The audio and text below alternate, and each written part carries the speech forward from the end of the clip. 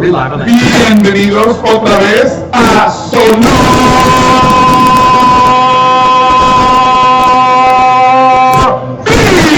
SonarFeed. We have lots of background audio. ¿Nos escuchan?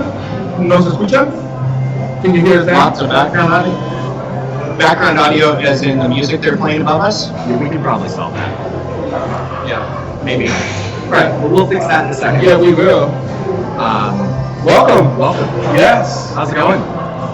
Thanks for bearing with us, everyone. Cool show. Cool show. We're going to try and have like an audio problem or a new person or I don't know. Something. Like Keep no you guys one on your here toes. or Oh something. my God, not like the every beard. week we're going to try and have something obnoxious happen. You know, it keeps us on our toes. It's like everything just got cranked to 100%, says John. Oh my. The sound is very echoey. How about now, guys? How's it sound now? It might be a board issue. Yeah, so I've turned down the master thing deal. Oh, Emily's saying, glad to hear and see though. For sure. Likewise, nosotros también. Okay. We're learning on the job right now. For sure. The lesson I had on how to do this was 3 years old. And I must say, yeah. I give you props because that was well done, man, considering that you My set levels this have up. turned a little bit hard. Okay, so John thinks it's a little bit better. It's SonarFeed Thanks, John. episode 204 or 205, depending on where you look. It's 205. Yeah. Well, no, I might not have updated it properly in certain places. Oh, okay. Well, it's 5 in this main area. I changed the title everywhere. Yeah. You know, you can fix that in the middle of the show. You can just edit it and then ship it again, and it just keeps staying live. No, it's on the backside that they won't see, but that might feed certain But events. now you guys know. So you're good. Anyway, so it's episode 205. Yes. What a week, huh? That's a word. Yeah. I mean, you had one positive thing happen this week. I did. I had an amazing thing happen So yesterday. that like Yes. Thank goodness. that team. At least my Chivas came through. It was not pretty though, man. But like my dad said, and I told it to him as he left the room, it's better to win ugly than to lose pretty in soccer. So a couple things that we can talk about. Yeah. So we had a guest last week whose Yes. team beat They did. 23s. That was huge. Shout out to Paul Auer for the winning game that he did for the U.S. Open Cup match. And heading into their second match here this Wednesday at Starfire. Congratulations. Which is fantastic for OSA. I missed the show. Did you guys talk about like the names that people should know that are on that roster? Yes. We did. One of them related to a sounder, as a matter of fact. I would actually say that's less significant. Some like they've got like 3 former academy players on the team, which is relevant to the Sounders because those might be future Sounders, whereas Christian's brother will be a draft pick. And I mean, it's neat and everything that Alex Roldan Yeah. plays for both Seattle U and a local NPSL team, but the Sounders have no claim on him, just like they had no claim on Christian Roldan. You never know how things work out. No, I mean, But yes, they have no claim. You know, Yeah. we know that Yeah, for sure. he didn't play for their academy. But yeah, I was looking at the rosters and I'm like, Snap. yeah. So I'm gonna. So we may have an extra that this mic may need picking us up too. FYI. So in that audio thing where you were before, Boom. where like all the little check boxes were, Yeah. make sure you don't have them on Change board. audio. Yeah, man, but that's pretty cool, man. I'm happy for Paul. Yeah, good for them. Yeah, I mean, sure. at the loss of Sounders U23s, but interesting nonetheless. Yes. You know, U.S. Open Cup always a good time, kind of no matter what. I mean, the fun of it is catching whomever is playing whomever Yeah. on the Especially when internet. it's local clubs, you know what I mean? And it's For sure. And you know, like getting that connection where we've had both the coaches of those teams on. We've been able to kind of get a sense for who they are as a coach, how they like to run things. So it's definitely really cool, man. So shout out to Paul and also FC. I am sure that the Sounders U23 will be back with a vengeance. No question. No question. So aside from that, there was another Sounders match this weekend Oh my. on, geez, that all the way back on Saturday, Yep. days ago. Yeah, luckily we did have a special guest here to watch the beginning of the match. Actually stayed for the whole match, obviously. But, Did you put a small child in? no, but there were people made out with her. People made out with the MLS Cup? Yes. How did that go? Just made kisses. Just little love pets. I didn't see it go down, but I heard that there was confirmations all around. I didn't. I mean, you might see a photo out there, but there's no skin touching that. Wow. I'm just saying. I'm only slightly uncomfortable. Mission across. So let's dig in. I mean, Dave has a good perspective, I think, on our most recent Sounders match. So I would love to hear what Dave has to say, and I think you and I have some color No to throw in. So, Mr. Clark, what do you have to say about Saturday? Yeah. But I mean, That's positive. their social media dude promised me a win for my birthday, and it didn't happen. Well, I mean, they're going to play again in a couple days. Yeah. So, Yeah. They didn't say it was going to be that win. he said, oh, wait, so maybe there's They said they were going to try their You're hardest. going to get one. It might be worse. They said they tried their hardest, so that was the hardest that they tried. Yeah. No, I'm just kidding. It was a cool social event. Nice. But I don't know. Jeremiah posted a really long thing about like the referees and all that.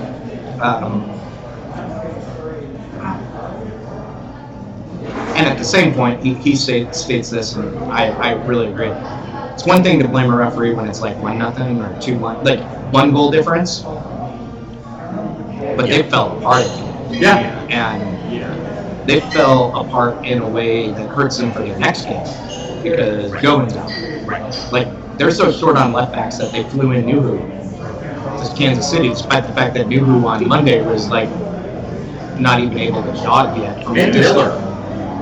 Miller's not necessarily surprised. Miller, when there isn't a conflict with S2, has been on the bench frequently. Like they're not benching. Well, might we see Brian, the first round draft pick from this year? Sooner than we think? Well, he's not on an MLS Oh, contract, that's so right, yeah. we'd get a big. If tomorrow they're like, we have signed Brian Onasinkim, then yeah, he's flying out to Kansas City. So yeah, they got devastated and destroyed, and there was quit, and we haven't seen quit since Brian Schmetzer's been in charge. Yeah. But I think we saw a little bit of quit. And we continue. Yeah, that's great. Thanks. We continue to see Jordan Morris play despite his bum ankle. Yeah. And I'm tired of that. I'm tired. Like, I wish he'd rested the Chicago game because that gives him 3 extra days to recover. Yeah. Yeah, I'm just like, right back is still who knows every single game. Jordy Dellum was out now. I'm all over the place. But the fact of the matter is, I don't like seeing quit in the Seattle Sounders team. Yeah. Yep. I used to phrase somewhere, and I can't even remember where I used it anymore. I said that when you're quitting on Brian Schmetzer, who is the physical embodiment of what it means to be a Sounder, Yeah. something's wrong. Well, I mean, I think we saw that. well, different level of quit than the last time I remember it, which was embodied in Tyrone Mears leaving a ball out there against Sporting Kansas City. Yeah. So at the end of the reign of Ziggy, pretty much, that was quit. Yeah. That's definitely like And huge win. this didn't feel like that. That felt just like morbid disaster, whatever. This was like, there were some strong minutes. There was some decent play at the beginning of this there were game. times where it looked and then like it they just could like win. fell off a damn cliff. I agree, man, because at halftime I was like, you know what, I feel like we're going to win. Fine. I feel like we're going to win. Yeah. Yeah, I felt I mean, the good going good into thing that. about last season is it's going to give us eternal optimism to always be like, I don't know if that's a good thing. No, I agree. Right. But at the same time, you know what? I mean, Like, it's I better don't to want to have happen to than come not. back from 3 down, but like 1 or 2, you should really never feel counted out with this lineup. And I gotta say, right now, you're like, yeah, it kind of doesn't matter because I don't know, And make some offense. It's definitely an anomaly because team came back from 2 down to lose by 1 in the opener. Came back from 2 down to draw in the next game. Came back from 3 down to draw. Yeah, Like, I don't want to say that this is not yet what it was. I mean, it's nowhere close to what it was in the Siggy. The end of the Siggy. But you just nailed it. It's like frustrating as a foot fan of everything, man. We keep having to come back. I just want to have a few games where we score first. Can you just give me a couple games where we score first? Having to like get that sense, like, okay, now we'll come back. We're used to it. Like, no, man, let's just get a good They scored start. first in both their wins. well, and now, so they're going to play Wednesday at Kansas City, and then you're going to have a really, really bad RSL team who just got pounded again. Come in on Saturday, and then Portland, Oh my God, Memorial dude. Day weekend, and then Houston. No, you skipped the Columbus game. Is that a home God, or? is that next week? That's Portland, that's right. Columbus, Houston, right? And then that's right. They run out after Portland, quick run to Columbus to play out there, and then come back for Houston. Yeah. Now the good news is Houston's garbage on the road. They're great at home. Like, Yeah, that's why they're at the top I of mean, the standings. They're the garbage. Houston of the last few years is not the Houston of right Oh. now. And Chicago's not. I mean, they kind of showed it right there. Chicago's you know? a mid-table team Yeah. right now. They should win at home. They shouldn't blow out the Sounders at home. The Sounders should struggle facing a Chicago. They should struggle Well, you against said we Kansas should City start- on the road. Oh.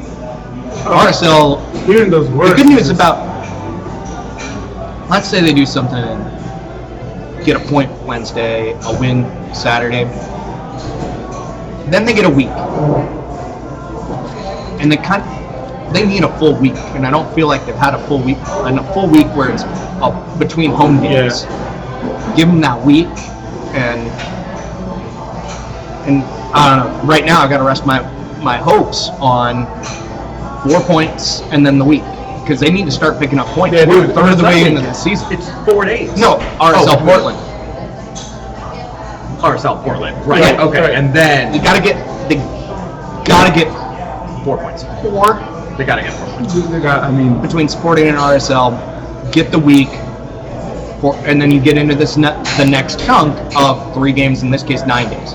man, It just keeps like, and for all these people, like a common refrain has been, well, they played an MLS Cup and they're injured, and guess what? Toronto played an MLS Cup. They had a dude out at the beginning of the season with heart arrhythmia, and Drew Moore. Yeah. They lost Giovinco for half the game so far this year, and they're the best team in the league. And they did it with back-to-back weeks with midweek games, and they won 6 in a row. So I've been very proud of the Seattle Sounders' depth so far this year. I agree, man. We go The guys, way the deep. young guys, like it's Atlanta, they stood up. Another recent game that they had a young lineup in the back, and they also they brought it. You know what? Hangover was relevant a month ago. Yeah, That's gone. It's gone. Dude. I talked to They're Dave Tenney 19th. about this. They're 19th in the league. They're behind Philly I on didn't TV. even want to look, man. I was just so worried. Now you guys are And then scaring it's me. Montreal, and then it's below them are Montreal, RSL, and Colorado. Oh my god. That's right, because LA won. And Philly had And 2 they're blowouts in a minus row. 1 goal differential. Oh my god. This is not good. So, and one of the things that I talked to Dave Tenney about this, and I guess I should write it up. I was hoping to be prescient and be able to not use it. But I'm like, when do you get time to recover? At what point do you catch up to a standard recovery cycle? He's like, probably June or July. That's crazy. Because That's when the next international Gold Cup, break is, and then right. you got the Gold Cup break Right. for those guys that aren't in. And he goes, we're still going to have challenges because we'll have some of our better talents in events during that they're time. not going to get a chance. They're gonna get no breaks. They're going to get no breaks. So some of our talents might not recover this year. But the whole I should've goal arrested Jordan. is to find ways to get them a little less fatigued. And that's part of why Brad Evans took forever to get back, because he's on that. It's part of why, they haven't played through some of Chad Marshall's stuff that I think they would have played through in other seasons. Well, they didn't. I don't know that they rested Torres longer because they brought him back so quickly and then he got injured again. So maybe they didn't rest him enough. But they definitely were slow with Chad. They were slow with Brad. They were slow with Aaron Kovar. They've been trying to be cautious with basically everybody except George Morris and Torres. Everybody else, they've sat down for an extra couple weeks. Yeah. Than it's typical. Which again, play for the long haul. Right. I can totally appreciate that. But even when they've sat guys, you look at the lineups and you're like, they're so much better than who they're playing against, and then they put up no fight, and it's just weird. And you can make the people have figured out Ladero or this has happened, but I gotta say, there were a couple of moments of pissed off Deuce, the one you love to watch. Yeah. Saturday didn't make a difference. Even he wasn't enough to push it over the top. Something's off, man. And I don't know if it's injuries, the flu, the hangover, whatever it is, something's off.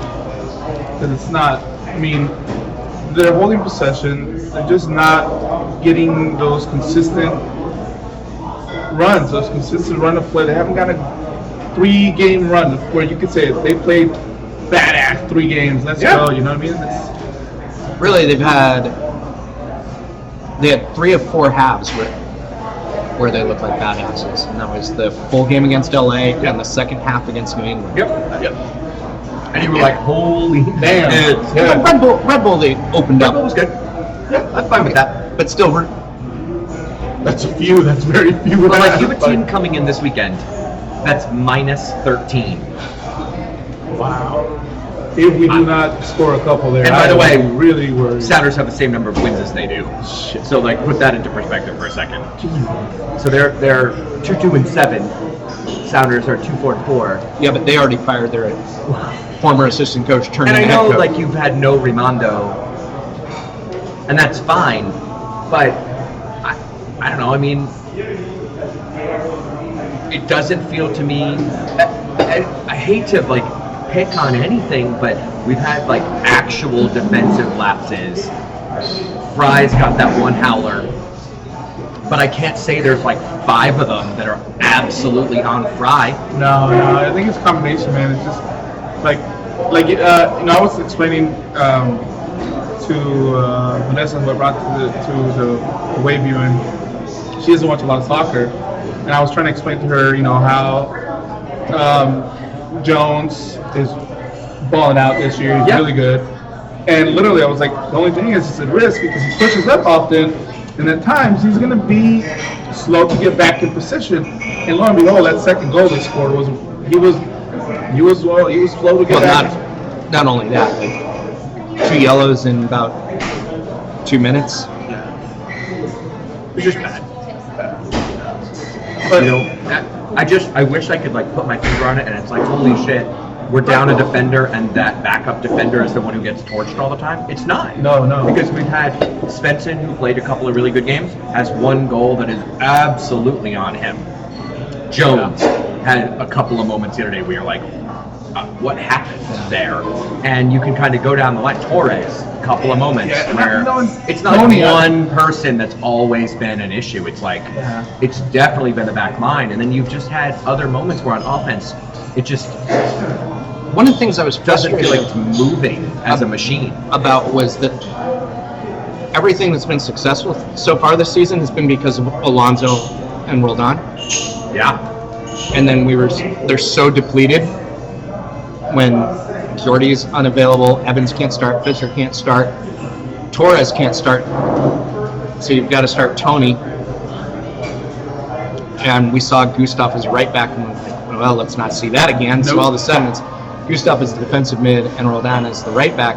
And so you've weakened your back line a lot, and you've broken up your strongest. What makes the defense click. And then I was like, oh. Yeah, no. That lineup, man, I don't know.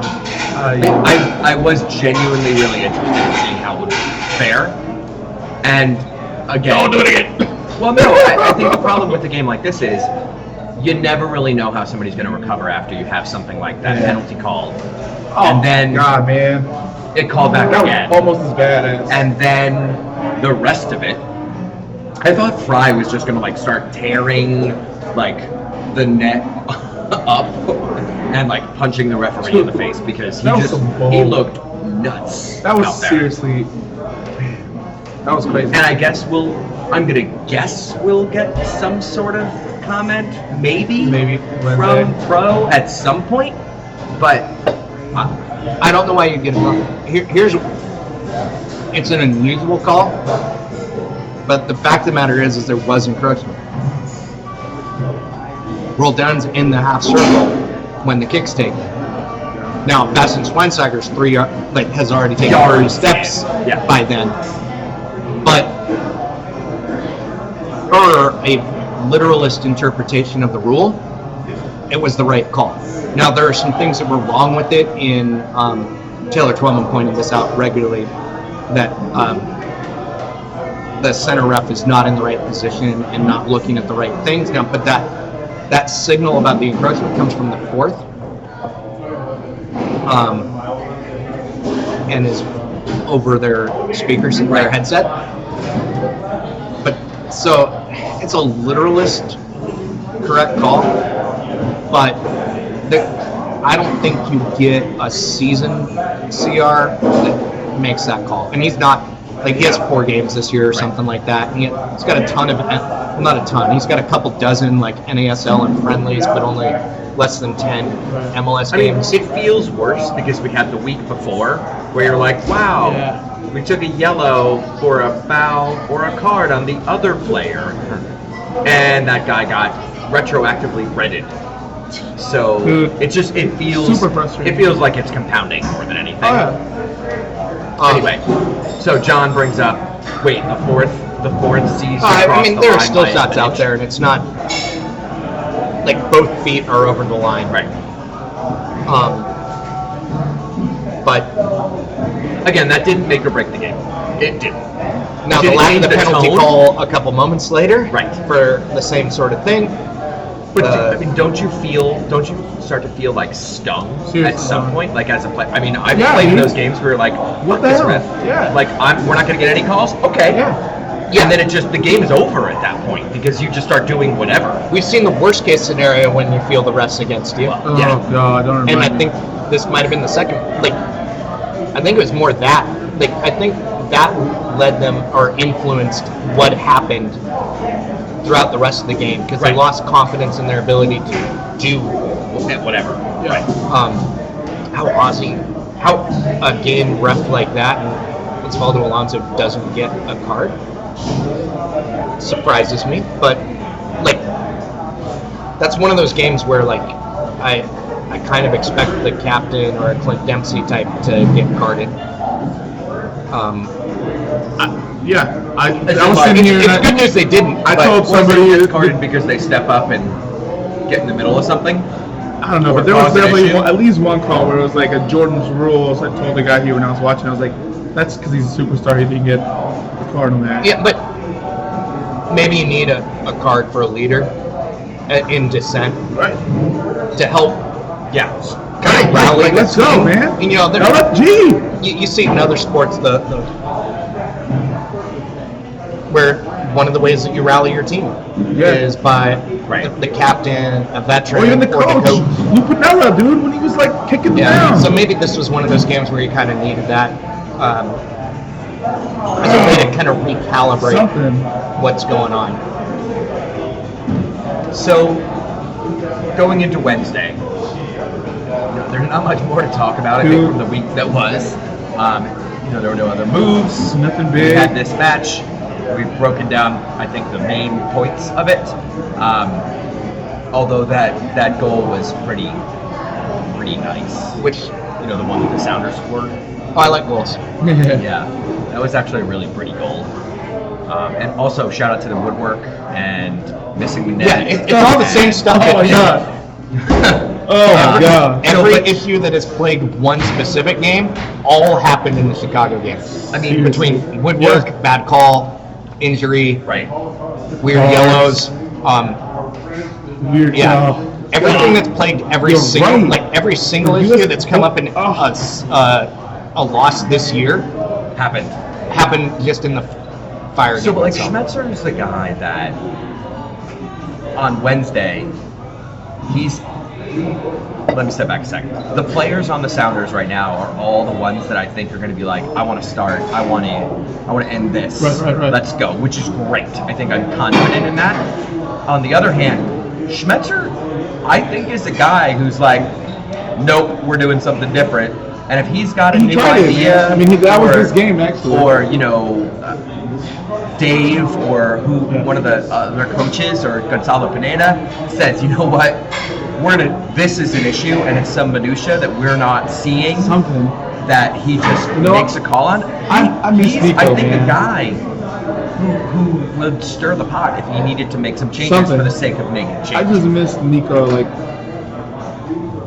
whatever it is, man, I just miss it from, like, last year's Nico. Something's not, I don't know what it is, man. But he's not on the ball as often, or when Mr. Jordan. yeah.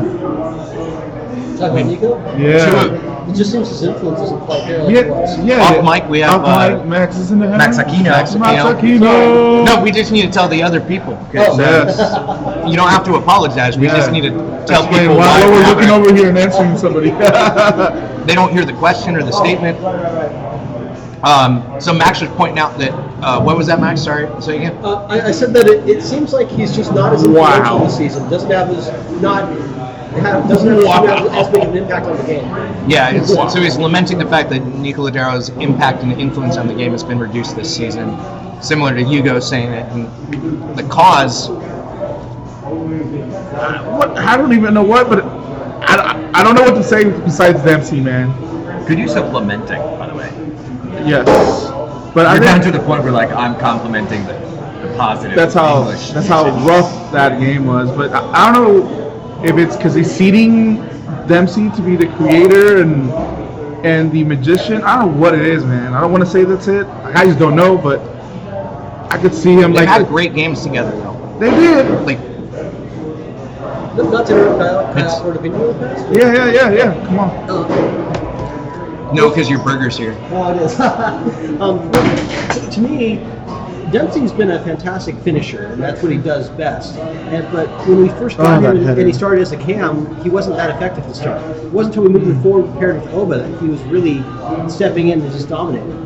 And now we're asking him to become a creator again, and he does a fine job of it. But There's no finisher. But that's where he shines, is up top, and he's like withdrawn forward. That's where he really shines. Yeah. That's all I got. Good points, man, and those are really good points. And I'm like, well, if he's not now creating and not finishing, we need a finisher. You know, Jordan's hurt and he's not doing it. And this time, Bruin came in at the end. He didn't start. But man, you know, all of a sudden, you know, at the beginning of the year, you're like, man, we're so deep. We got Bruin, Jordan, Dempsey. But now with injuries and things just go not getting in, you're like, man, where's our depth? Where's our attackers? Where's that fear? Where's that player that strikes that fear in people? I don't think players are feared. I don't think they fear him anymore. You know what I mean? Like, what's up? Let's get that fear going. Remember? And that's where remember Flacco? Oh my god. Is he even on that team anymore? You know, I wouldn't mind seeing him, but I think it's to that effect of like, if he would have gotten pissed, like get that Dempsey and like something to rile him up. Like, let's go, man. Sorry, I just had to get that off my chest. So let's attempt to be positive and move forward. Yeah. So we have a match on Wednesday Yes, we do. in Kansas City. Kansas City who is in where are we at? Third in the West, somewhere around fifth in the league, I think. There's a whole bunch of teams at 19 points. Again, it's early enough that it's not like they have 10 more wins than you or anything. It's not out of the realm of possibility. But Like, do you think do we think there's some changes in the lineup, or do we think we go at it with, I don't want to call it best 11, but if you were to rank players on paper, is that what we go in with, or does Schmetzer make some changes because he's like, shit, people figured out our lineup, we need to change I some think things. this game was where he changed things up by not putting Bruin up top, or not starting him. I think he's going to go back to He Bruin did up make a top. tactical shift there. Shift instead of Bruin, Dempsey out wide, Nico in the middle. Yeah. Like, you want to get Dempsey out of that creative spot, as Max was saying. Well, they tried that against Chicago. Didn't have Bruin up top. Ship didn't play particularly well. They're going to be forced. That left back situation is awful. The right back situation is only slightly better. So it's interesting. Like, his choices for tactical changes to make the team better aren't really there. That's what I mean by depth, man. That's what I was saying. Like, Well, but we have to remember when we talk about depth, a lot of it's because of injuries or self-inflicted wounds. Right. Jovan Jones being out isn't a depth problem; it's a Jovan Jones / referee problem. Brad Evans, O'Neal Fisher being injured at the same time isn't a depth problem; it's a bad luck problem because most teams would be okay if one of them was healthy. Unfortunately, neither of them have been healthy, and then you're playing your fourth right back, and then your fifth. I mean, they've played 4 right backs so far this year, and the one penciled in to be the starter hasn't played. Yeah. So that's not a problem with depth. That's a problem with injury. So, I'm trying to guess about this line. starting from the back, Evans starts. yeah. Yeah. Okay. Marshall Torres. No Torres. He was out. Right. I mean, Right. Okay. So Marshall Svensson. probably. Okay, not Alfaro. Probably your left back. Yeah. Okay. I mean, you could do He's something left-footed. else there, but Yeah. that's probably the play. I don't know. I mean, Okay, so then your we other get options Roldan and are Ozzy reunited, yes. Yeah, Thank no God. and then who else is in the mid? Dempsey, Ladero. Bruin up top. I mean, do you think he sits Morris just to do and plays Bruin? If there's any time he's going to do it, this would be the one to do it. Ship didn't play well, so The problem with the Ship didn't play well thing is Ship in that a few matches ago they brought Played well. Ship in and he changed the game. and he played okay to start the season. This is going to sound crazy, but if there's That a ship has game, sailed. no, I did a nice sailing metaphor today. There's a game that you start Shea Adekoya, which is kind of crazy talk. It's against No, I Kansas like City. it. Right. Start him wide because Kansas City basically plays they play a very good version of college soccer. Mm-hmm. It's thug ball and run and run, and so this might be an opportunity to play the ball over the top quite a bit. And you don't have a healthy Jordan Morris. Ship can't play the ball over the top. You don't have a healthy enough Aaron Kovar. Like if there was a game where they would decide to bunker and counter rather than be a possession team, you'd do so against Kansas City, and you'd do so when you're starting Tony Alfaro as a left back. And that leads me to, you either have to start Jordan Morris or Shea Adekoya. If that's the case, you have to have somebody that can run that ball down. Yep. That's the only one. So Saturday Heart lineup from Brett and Chris today Yeah, we was amusing. we had no idea how to fill it out. Fry, LOL, what? Svensson, Marshall, cross his fingers. Alonso, Roldan, Morris, Dempsey, Ladero, Bruin. So that was the bring back Morris, Bruin up top play. And I think it's weird when Deuce was out last year and Morris wasn't the forward. That was actually that worked. Well, that's There what was we saw in the something to this. playoffs. But what worked to get them to the playoffs was Morris as the forward. Yeah. So those between the 4 games with Dempsey and the making the playoffs, Morris was the forward. Right.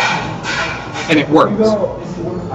And then Valdez, they went more defensive, and Valdez was starting up top. I mean, it's just. We need to help. I mean, is this just you need a win to get a win, and it changes the Win anything. Anything, dude. Like, Yeah. whatever do it you takes think to get that a win. we're at the. I need the I need a win. I man. need the morale boost. Yes. Like, are we at that point? Yes.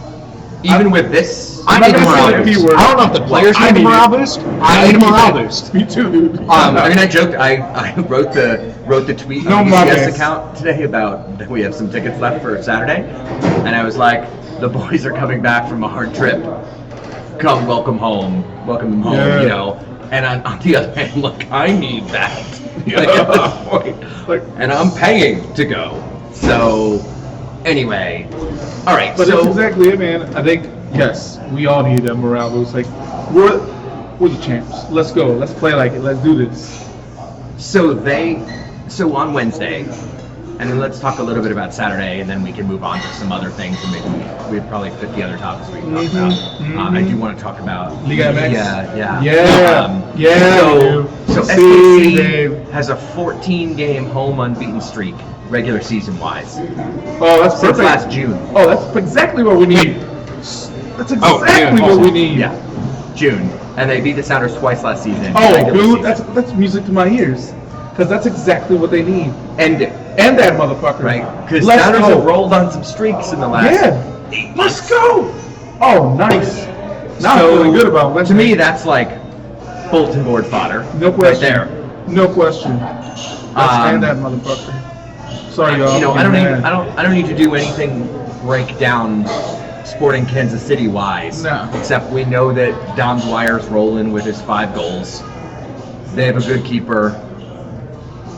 Let's go. Let's like go. play Yeah. our game. I don't, you know. I don't know that they have a good keeper. He's all I right. think he doesn't face a lot of shots. I would agree with that. But He doesn't give up a lot of goals, but he also doesn't have the opportunity to. Like, they have the best defense in the league, and they do it how a Peter Vermeer's team does it. right. You get out on a break, they're going to foul you. And then they're going to get everybody back, except for Dom Dwyer. Yeah. And then they're just going to Cherry boot the picking. shit out of the ball. I mean, again, like watching both MLS and international and just soccer in general. If I'm them, I feel pretty good with, I'm just peeking at it, Zusi, Opara, Beasler, Sinovic, Sanko Espinosa, Sanchez, Shout out to the boy. Feldhaber, Never forget you. Dwyer. Fuck that guy. No mames. No mames. Yeah, Oh, we I can know. come up with a weekly. I'm not, I don't Let's come up with a weekly. I No do no mames. mames. Yeah. But I mean, I don't look at that and I'm like, oh, I'm terrified. I don't want to play Oh, against no. that. But at the same time, I want no part of dealing with Dom Dwyer. Like, he wants it all the Yes, time. Yeah, he's a Katie. He's a high touch player, which actually the Sounders done a pretty good job of controlling high touch forwards, and those would be guys like Giovinco. He has to get like 50 plus touches. Yeah. I'm calling out a win You right know, now. We're gonna beat them. We're gonna get that. Nico is a high touch Yep. Absolutely. player. Like, he needs the ball at his feet. Now, Clint Dempsey can have 10 touches and score 3 goals. That's a Wando. next conversation we need to have, by the way. Wando can have 3 touches Yep. and score 3 goals. Well, that's because You can also- 3 but- other people took amazing shots, Yeah. and he was standing there. Right there. There are certain forwards that change games based entirely on their position, and they don't care how much they touch the ball. Now, Clint cares very much how much he touches the ball. But we've seen it here where, like, some guys need the ball constantly to be considered involved, and then they're like, Eddie Johnson loved to get it when he was out wide once in a while, but in some ways he was more of a low touch guy because you knew if he got it one time within 8 yards, he'd do it. Yeah.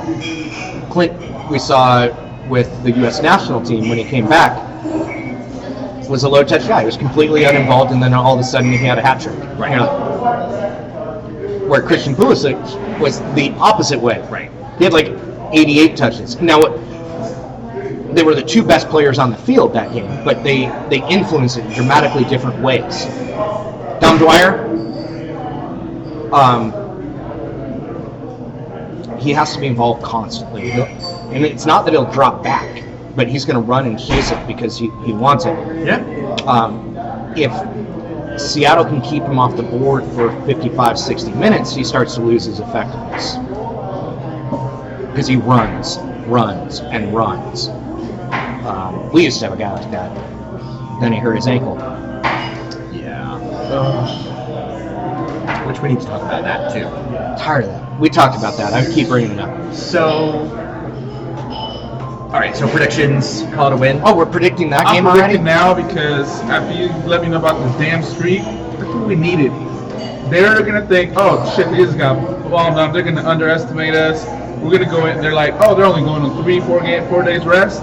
Oh, we're gonna spank them. Oh no, you're not, son. We're gonna spank you. It's gonna be 2-1. No, 2-0. Okay, and they're coming Dos off a draw. Aceros Sounders 2-2. win. I knew you'd come around to Dos Aceros someday. As long as it's for my Sounders all day. Let's go. Once that streak got ended. Woo! David. Oh, that's me. You're looking over at Max caught my eye. It's a good misdirection play. I'm going to go 1-1. Sounders tying the game in the 93rd minute. Just for good time, old time's sake. And it'll be a substitute that does it.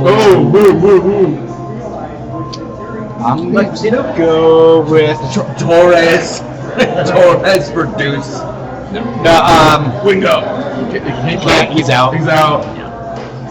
Aaron Kovar. Oh, wow! 93rd minute. That is Aaron a- Kovar substitute Has he goal. Put that on the Twitter. Has he That's won a it good now? one. Write that down. He hasn't played like in a year. Doesn't and a half. matter. He's been questionable for the past 4 games. Wow. I don't even know what to say after that. I don't either. I'm gonna say 2-1 Sounders. 2 from Deuce. And a yellow. I'm gonna say 3 yellow. Not just the dude, but we're hoping. They're just gonna keep giving Deuce cards. No. If he I think hat we have- tricks, I he'll probably genuinely get a think we yellow. have pissed off Clint Dempsey right now, and I think Stephen Fry is like, I let up 16 goals already. What happened? So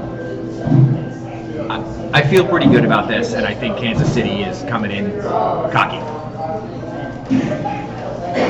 So why don't we talk about a couple other things, and we'll come back to Saturday. And then, okay. All right. So we'll let you roll a minute here, Ugo. So the backstory here is, and we talked about it a little bit last week. Goats. So beloved Chivas played Don Gama, Yes. his father's It was Atlas. El Clásico Tapatío. An actual Clasico Yes. as opposed to the made-up ones that exist in Los Angeles and San No, Jose. this is like one of the first Clásicos, and they call it Tapatío because if you're from the state of Jalisco, That's where Tapatio is from. That's where Tapatío, yeah, basically. But still. Is your uncle's tapa? Yeah. But yes, El Clásico Tapatío, it's dad versus son, and both are young teams. Both have a lot of young talent. Atlas won their first game at home, 1-0. To give you guys background, Chivas in the last 6 games had only scored 2 goals. Had very similar to Sounders dominated possession, looked pretty good for most of those games, but could not score and had not produced a solid game. They also were without 2 key players. One of them is an attacking midfielder that you will hear a lot from come Gold Cup time. His name is Pizarro, kind of like a pizza. But Pizarro came back in the second half of the second game. Chivas needed to at least tie. They were down one goal to none after the first game. In Liguilla, which is playoffs, they do not go by away goal differential. They go by standings to determine a winner if you are tied. Right, so if you draw and draw. Right, then whoever had the better record wins and goes on to the next round. So Chivas had the better record at the end of the regular season. They just needed to get 1 goal and at least draw at home to proceed to the next round, which would be the semifinals. And the game was frustrating. It was very tense. with nobody taking over. But luckily, in the second half, my boy Pizarro came in and completely. He had hadn't played for like a month and a half, and the team just took over. Can we talk more about your dad storming out of the room? Yes. So my dad. Talk about the hats on the let me TV. tell you, Go all in. Yeah, no, man, my dad. Because we really don't care about Chivas. No, we do. We do a lot. I know you guys Hugo do. does. We care about the, No, he had the story. he had his hats on. the color ready, is fantastic. Made sure that I saw them because he knows that he puts them on this. Because your dad roots for a classy team. Oh yeah, right. Well, actually, that's exactly. Let me tell you that. That's what actually Atlas is considered the classy team. They're So the back, old school, historic Yes, team, yes. especially in Guadalajara. Oh, very much so. So basically, back in the 70s, 60s, they were known as like the money team from the 40s, 50s. They were like Dave, respected. there's stuff in your beard. You got it. There you go. There you go. La Gracias por Academia. La Academia. Es cierto.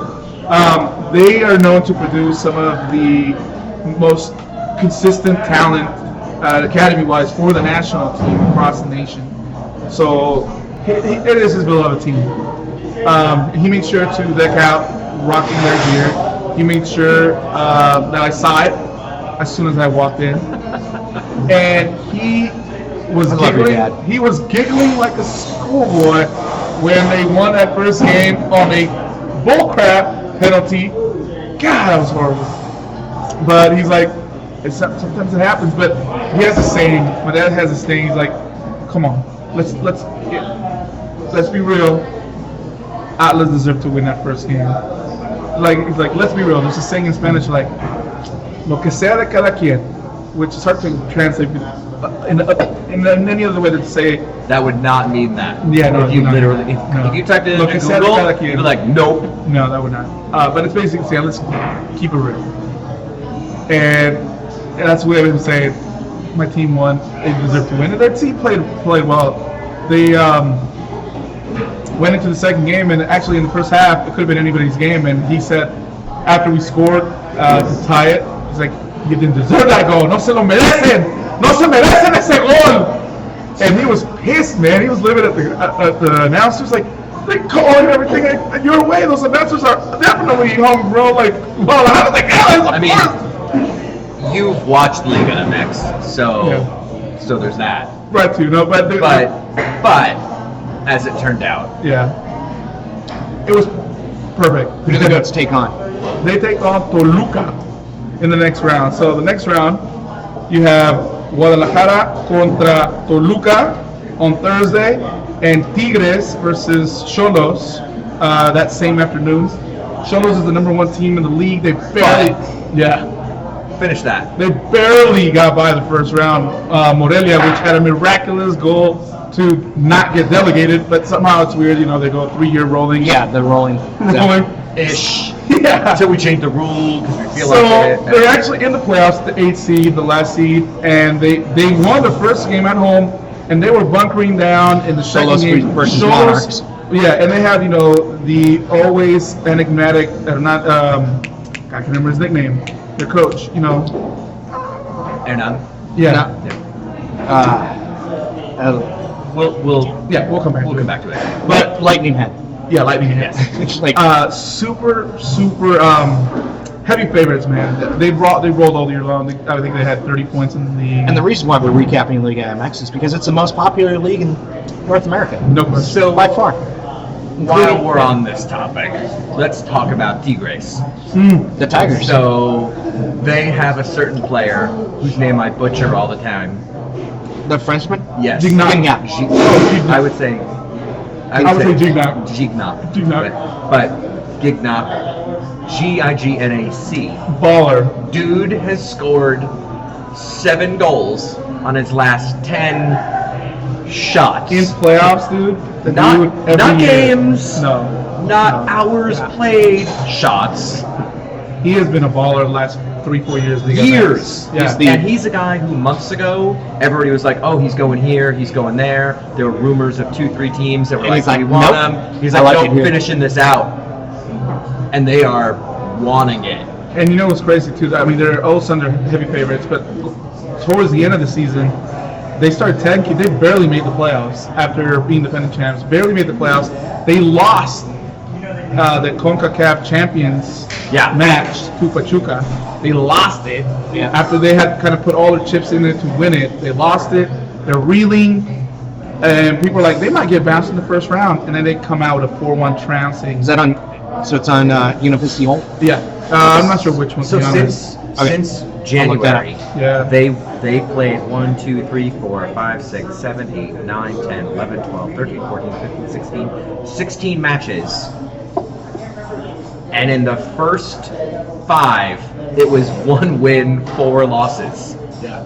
And then it was win, draw, loss, draw, and then it was win, win, loss, win. So that's struggling. Toluca, Guadalajara. Yep. Toluca, Guadalajara. They blew it out at the end and cruised in. And right now, man, they're on fire, and Xolos is not on fire where they're doing kicking butt all regular season. Their coach, Tigres, is my favorite coach in Liga MX. Before Spencer got hired, I was like, I would give anything to have him get the coach here as a Sounder, even though it's next to possible. But still, Tuca Ferretti. Look at some of his YouTube videos. Tuca, El Tuca. Ricardo Ferretti. See, Ricardo Ferretti, aka El Tuca. The dude is like, oh my god, how should I put it? He's like Lou Pinella and a I don't know, let's say Phil Jackson. Like the dude is so intense, but at the same time, he cussed out a reporter because he likes to let very respectful, right? He likes to let the female reporters ask their questions first. And some dude kept cutting the women reporter to ask a question, and he got up and he's like, "Listen here, you motherfucker. We do this in here. We want to show the way I want to run it, and you." I'm she got interrupted. I remember that one. The dude was. But I would not want to. I do not want to blame him in the final. So my schedule, the schedule thing isn't updated yet for U.S. broadcasts. Yeah, it's either Azteca or Univision. Likely Univision will get one of them. My guess is they're probably going to get the Guadalajara, Toluca. So then the other weird thing that happened is Jaguares are getting relegated. Yeah. And this is like wait, they've been relegated. They've been fake relegated before. So when the Querétaro got relegated, the owners bought Jaguares and then moved them, and then just pretended that nothing had happened. And we've talked about this. Rebranded and everything. They just called them Querétaro, like they were the same team. And then there was another Jaguares. Yeah. And now they got relegated. Right? So right now, I'm curious because that's a brand that people know in Mexico. Like, will we see that again? Or now that people are actually paying attention to that, will that not be able to happen again? I don't think it'll happen again, man. I think it'll happen again because, I mean, already like half of the ownership of the top flight is like, let's just get rid of this relegation bullshit. There's the rumor. That's a rumor. Like in total. Yeah, because they already do this. I mean, they're a combination of the franchise system and the promotion relegation system. They're tired of it because one, like a third of the league is owned by TV stations, and they're entirely like the whole TV point stations owned run the country, man. Yeah, so they don't want to get there's no money in getting teams relegated. They'll probably the last part is where it makes a lot of sense. There is money in adding 4 more teams. Yeah.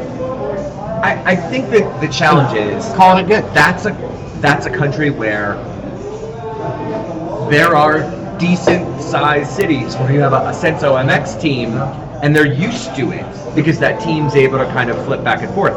Now it's funny because it's really hard to get relegated and then a pain in the ass to actually make it up. Yeah, because it's like, oh well, you blew the league out, but then you lost, so you don't get set up. It's an interesting thing, and I would actually say I could see them ending up in a place where, kind of like we've joked about MLS, just make it 40 and have MLS A and B. They kind of are already there with their fake relegation and right now. Right. I think it's more likely that they just add a couple more teams, add a few midweek games, and say, Make the league bigger. Yeah. hey, you popular teams, and you'll never get promoted, so what we're going to do is we're just going to promote you, and now you don't have to worry about it anymore. I don't know, man. There's a lot of things that are changing. It's unfortunately, it is all a business too. I don't know. You saw recently that they are creating a new cup to match up against MLS. Man, that Super League was so popular. I'm glad they're bringing it back. That's sarcasm. It was a little too early. I know. There's some. I love the concept of Superliga. Okay, there were a ton of things wrong with Superliga. One, it was essentially friendlies. They invited teams and they turned them down. So it wasn't the top X teams. It was, we'd like you to come. So there were times when Mexico's 11th team would participate. The other things that were problematic were it was only played in the United States as a single round elimination. So there's some differences this time. Supposedly this time it will be the teams that would have gone to Copa Libertadores, which would be your teams in one of the split seasons that finish third, fourth, five. Because the top two from that season go to the Champions League. I don't know. So at least it's not a friendly that way, because if you take the 3, 4, 5 from the spring from Mexico, and then you take the best non-Champions League qualifiers, so you take 5, 6, 7, something like that. I don't know. It could work. I have mixed feelings because part of me, because I'm here and I'm an MLS, club supporter of the Sounders, getting to possibly see the Sounders against, teams from Mexico is going to be great. But also, Libertadores is a prestigious cup, and it makes clubs better if you go down there and can do well against South America is considered. It's a historic tournament at this point. People actually give a shit about it. Yeah, completely. For decades. Yeah, especially like, how you said like Liga MX is the most watched sport in North America. I'm thinking like the whole Western Hemisphere. Do you count North South? Everybody cares a lot about Libertadores. It's the Champions League of the Americas. Yeah, dude. And then having not a Mexican club in that, it's just like it's almost like losing some kind of. Yeah, but they were always only just invited, and it's not like Panamanian clubs were. And they traditionally have not done well. They made the semifinal one year. I can't remember who it was, but like 2 years ago, made a semifinal run. It was pretty good. Tijuana. But at the same point, you're traveling 10,000 miles for your closest game on a Tuesday. I think that's not let's just think sustainable. about when you talk about Champions League and then you talk about anywhere else basically in the world, like travel and transit and the ability to, like, you can live in France and go, I'm going to Germany today, and then just come back later. And it's like, I went to Oregon or whatever. Like, it's a different thing. So I think it's hard to directly compare any of those things. So you're getting the In Libertadores, you quality get of the play. Libertadores gets the quality of play, but unless it's Argentina, Uruguay, Paraguay, Brazil, the clubs for those four nations, Paraguay's not very good. Their clubs aren't very good, but so basically those three nations, those clubs are pretty tight. You're going to basically go Rio to especially Buenos where the Aires. cities are. Yeah, they're all concentrated in that same section. The central coastline. Buenos Aires is still a pretty good haul, but you're right. I mean, if it's just that, it's not. That's not common travel, but It's like not people do that. Guadalajara, Buenos Aires. You left the hemisphere. Remember, like Nico earlier this year he got called up for the 2 World Cup qualifiers and wound up on the bench for both of them. Right. So he flew. I'm out. It was, I believe, Seattle to Asuncion, Paraguay, or Asuncion, Peru? Maybe. Seattle, Peru, Peru, Uruguay to Seattle for over 5 days. It's brutal. And you shouldn't. I understand it's prestigious, but you shouldn't do it. It's bad for your players. It's bad for your fans. It's why the Asian Champions League is broken up into 2 regions, because one, they drop everything in except for Uzbekistan. Dude, you know this? I'm so impressed. And South Asia. Only Uzbekistan participates in their top level Champions League. Wow. India, Burma, not. You're better than. And it's basically West Asia versus East Asia. Uzbekistan gets jammed in with West Asia, but all of their group stage stuff is done regionally, because there's essentially an entire continent between their 2 regions where they play soccer, and it's very similar in the difference in quality between Mexico, which is good, Colombia, which is kind of good, and then you've got a continent in between them and most of the clubs that are good in South America. Like, there's Chilean clubs that are good once in a while, but it's really Uruguay, Brazil, In Argentina. those leagues,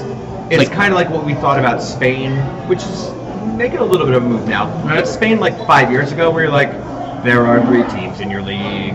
Now there are 7. Right? You're like, France, there are 2. And one of them's not in France, it's in Monaco. Don't tell them.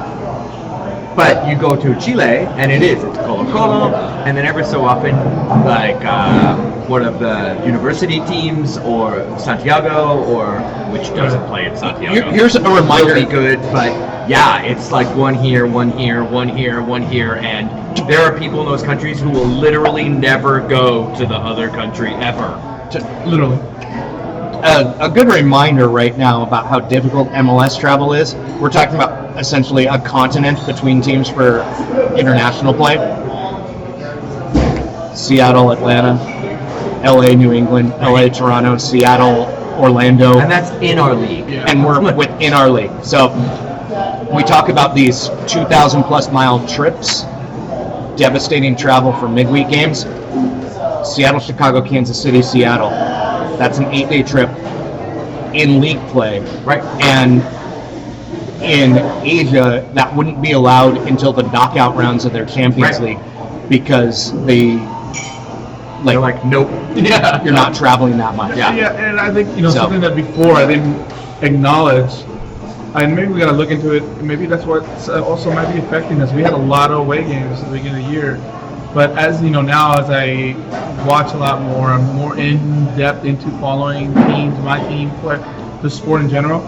You realize how impactful travel is on players. So that might be actually to look at to see we're having. Never change anything.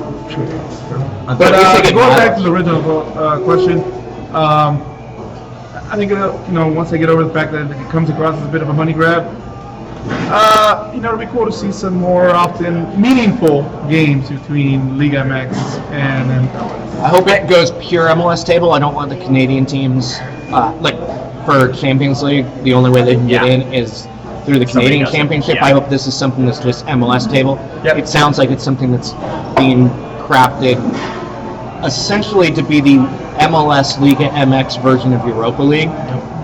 And maybe that can work, and I hope it's not 8 teams. I just don't want to have sound. Yeah, like final. A 6-team kind of thing would be fun. You have 3 group stages, but then one group's gonna have 2 Mexican teams, and the other. Yeah, I have to say, I mean, we talked a little bit about it a few minutes ago. I think if you have like bought-in Tigres versus bought-in Sounders or whatever, it was a fun game. That's going to be a good game. By the way, the better way to have MLS and Liga MX teams play more often, bring back the group stage to the Champions League with 4 teams. So they can get an MLS and a Liga MX team in every single group. People are actually going to forget what CCL is in MLS land. Yeah. It's a knockout. It's a playoffs now. It's pure knockout. They've got rid of the leagues aspect of it. I miss group stages. I miss group stages. It's really funny because as much as it's a weird thing, like the regional bodies are all about money, and they took money off the table. I think here with this change. Yeah, man, that's I would prefer. I understand the travel concerns. They used to do 4 groups of 4, but they wanted 24 teams in. Give me 6 groups of 4. Give me that convoluted bullshit that Europe does. I use bullshit a lot today. Yeah, you did. That Europe does, where like X number of second place teams advance, something like that, or give me 4 groups of 6 and tell me that the top 2 advance. And yeah, there'll be some dead rubber games with like a Puerto Rican club and a Belizean club from Belize. That's a really good question. I'm not sure I know what the people from Belize are. Yeah. We'll look that up. Probably Belizeans. Beliciano? Belicianos. Beliciano. Well, no. Maybe with a C. They're not going to do it like that because they're an English-speaking country. Well, they take American dollars. Belician? Belize. How would you spend American dollars in How would you say Belize? Belician citizen? Their motto is "Under the shade I flourish." Anywho, so we've got It's hot down there. 15, 20 minutes left. How Just making shit up now. about, even though I did say that I was basically worried about Belizean. my boy Nico missing in action somewhat in a sense this year, but it was still, even though he has, and it's only a few games, it was nice to see him come out and say on an interview that he wants to spend the rest of his career in Seattle. You Did you notice a trend there? Yeah. Like what? Literally all players that come to the Sounders are like, "I will stay here Yes. forever." Also Torres, that's a hot rumor that Pumas and so it does appear that it might be like agent P Well, or Nico agent even one. quoted the agent saying, Yeah. "Yeah." What do you say? No, how do you quote it? I think the reference was agents for Ramon Torres say that Liga MX teams so and so are interested. It's like, I mean, some of that's writing on the wall, Right. but I don't know. some of that's they. I will they tell wanna- you though, they- I mean, you're there's all nothing you want to with move them for money. No one's interested in your off-injured player that doesn't play Right. Wow. because he's injured. The one thing is though, and I have confirmed it with also someone close, is that his family loves it here. They want to stay. His kids are at Pac Northwest, Yeah. which is pretty cool. Like they've enrolled in a local youth soccer organization, and that's common for the kids for this. Even Fitz's players were also in Pac Northwest. It's becoming fairly common, but I mean, I see his kids at practice. Yeah. I mean, writing on the wall is in. He sees the writing on the wall as far as his place on the team as the starting center back. Yeah. Like we went from you were the best, if not one of the best players in a Gold Cup tournament to I could not start him. Well, he's also lost most of his starts due to injury. It's not. Sure. Yeah. I mean, injury is a big factor. There hasn't been a tactical replacement of Torres yet. No, but when he's been in there have been things He's that not have as happened good. to him, unfortunately. Yeah, he's not as good as he's been. I agree. It's an off year. It definitely is. I mean, you wouldn't have these rumors and these things being said with the word. I mean, honestly, if a team offers $500,000 for him, what? I would probably accept it. What? No! You get the salary cap space for a max contract player. Dude! Can you get a max contract player better than Ramon Torres? Yes. Yes, I can.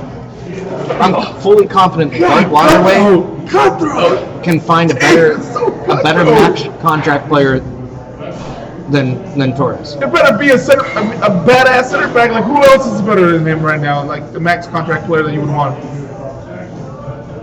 David Luiz. No, my man. We don't need anyone. We don't need anyone else who wants to take a free kick. No, but really, do you have a center back? I'm not an expert on under 25 center backs in CONCACAF. I'm just saying that if you give Garth Lagerwit, and that would give him the 2 max contract spots because they could have added a full DP recently. You give him 2 max contract spots available, I'm fairly certain you can add 2 guys that are under 25 and perform at greater than Ramon Torres. Oh. And they need to get a max contract defensive player that's better than or on par with All right, here's Marshall, the question. Torres, Evans. Who's out first from the Sounders? Marshall or Torres? Torres. And it's not close. Chad Marshall is the best defender to make this his league of choice in this league's history, without any doubt whatsoever. It is not arguable. No other player that's played a majority of their games in MLS is as good as Chad Marshall has been in this league. It's not close. He has 3 Defensive Player of the Year. He won the Defensive Player of the Year on a team that gave up the 3rd most goals that year. With the Sounders. Whoa. His first Defensive Player of the Year was well over a decade ago. Oh shit! You're right. Oh god. He has 4 supporter shields, 2 MLS Cups, Can we get Marshall back? 2 or God damn. 3 open. Like, the dude collects trophies like I collect Pokemon. I mean, like, That's why I want you to can't get fired the up. Damn. accolades of Chad Marshall.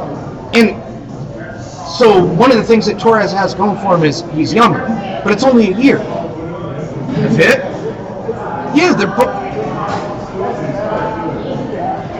John asks, I understand history, but today, Chad versus Torres. Well, Chad plays more games. Chad stays healthy. The 3rd best center back on the team is Brad Evans. It's pretty okay. As a center back, he's a possession center back that can still win headers. The things that Marshall and Evans understand space better and don't go forward 75 yards on a regular run of play type of Oh my situation. god! Speaking of that, the Chivas goalie went out like 70 yards on one of the plays. It got scary. And You see the Open Cup goal where the dude got shipped from the kickoff? No, whatever. Open Cup last week, first round Open Cup, some weird crazy stuff happens in the Open Cup. Dude got chipped on kickoff. No. Yeah, rec league stuff. Yeah, it was rec league stuff. You can find that. The other situation that happened in the Louisville suburbs, soccer mom came to complain That was about the fantastic. loud noises. Noise complaint? Yeah, and then the local team won that one, which was pretty cool. Tartan Devils. Yep. So they're a local like USA adult amateur team, not NPSL, not PDL, but from the Open Division, which is essentially Division 5 in our tiered system. They get to face Is that Louisville above City. or below Cal FC? They're on the same. They got entry the same way Cal The same, FC did. okay. The Got it. open. Open, There's like yeah. 5 open entries Right. for like USA adult soccer. Like if ECSFC ever decided to put forward a team through the regionals, Be that way. that would be how they'd get there. And they get to face their local professional team in the Open Cup. Pretty awesome. Then So if you Emily find that says, goal, go let me know. Tartan Devils. Yeah, Tartan Devils. their logo has like the plump devil, but the inside of the wings are done with a tartan pattern on it. Plump Devil. Type that in. It- Plump. No, just Diablo. look up Tartan Devils. It's a Emily, it's like they do inside the wings as if it's a tartan pattern. So that was some cool Open Cup action. I don't know how we got to the Open Cup from Roman No, Torres, but yeah, the Open Cup was great. OSA is hosting Reno Wednesday night. Isn't that funny? Oh my god! Is that a real team? And he's like, yo, No. check out. They check made out the second inside round of the my Open wings, Cup. yo. Look at the inside of the wings. Isn't that cool? Wow. Nice little, nifty little That's detail. pretty- So that's a good OSA will be at Starfire against Reno. Starfire.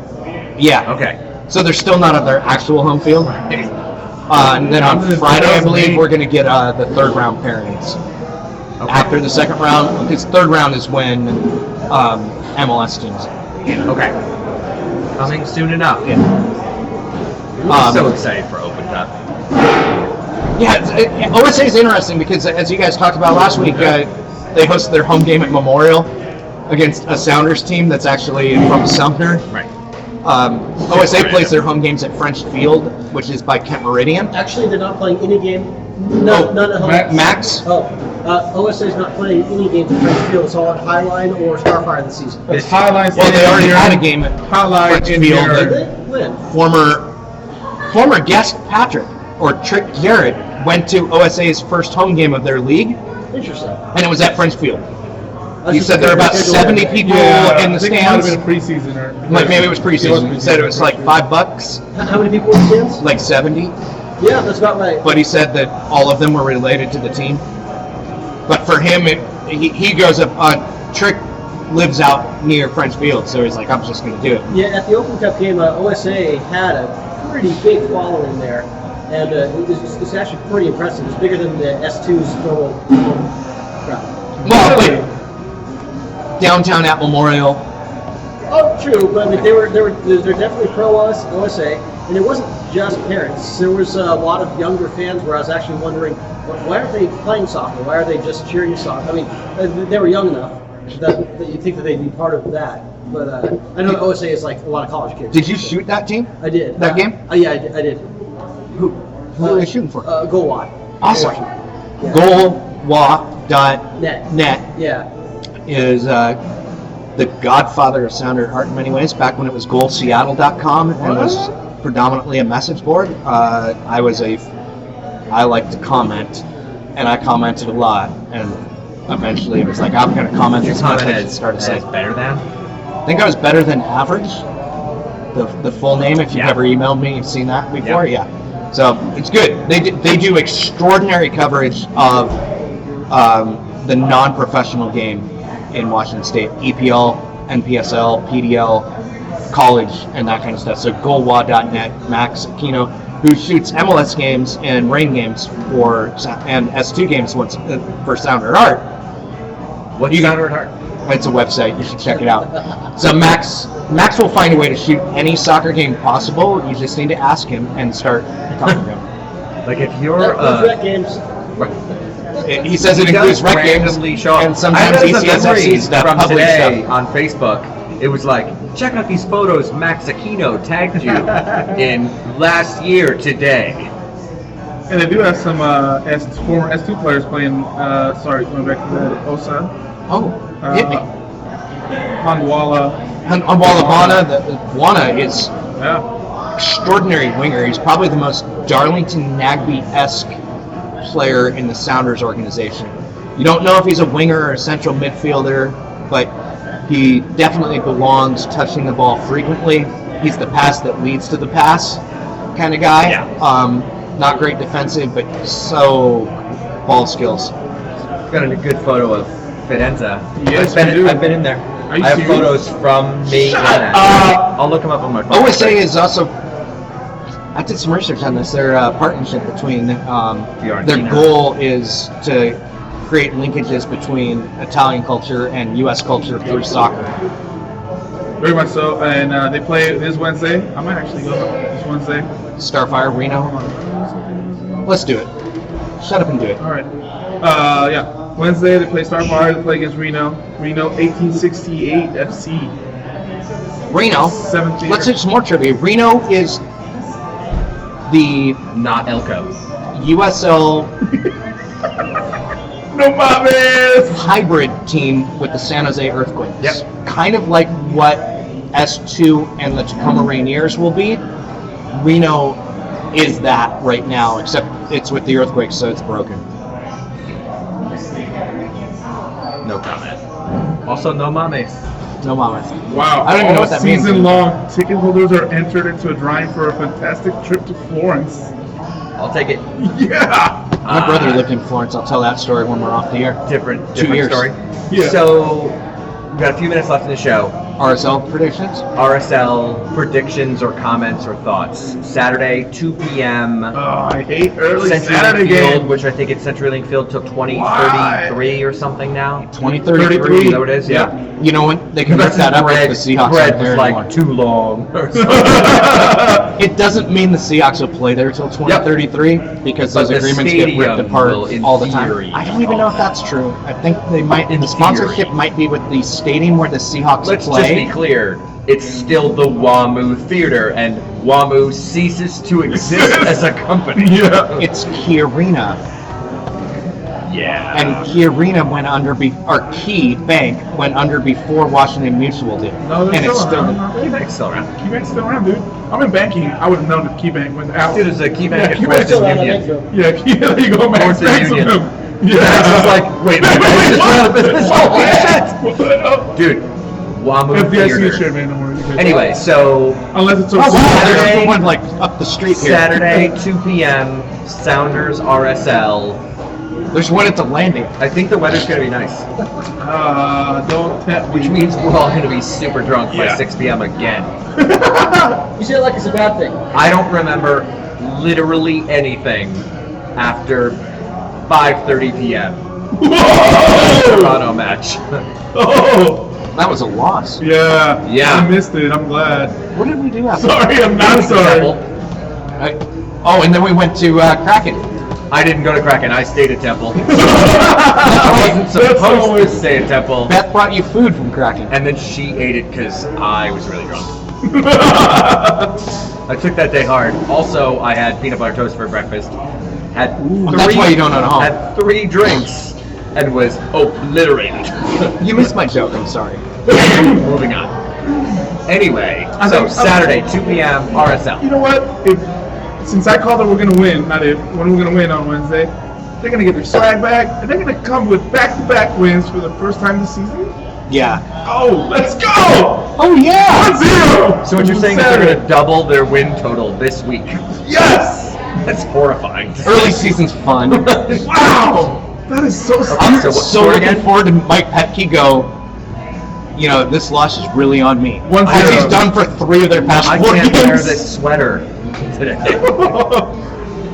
Dave, prediction?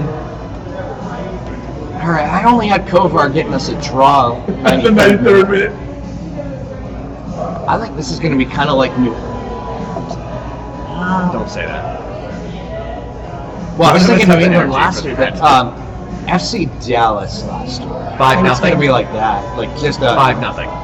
Yeah, both teams. Like Wednesday has a near full slate of games in league play. Yeah. RSL is 4:30 on Wednesday, by the way. 5:30. 5:30?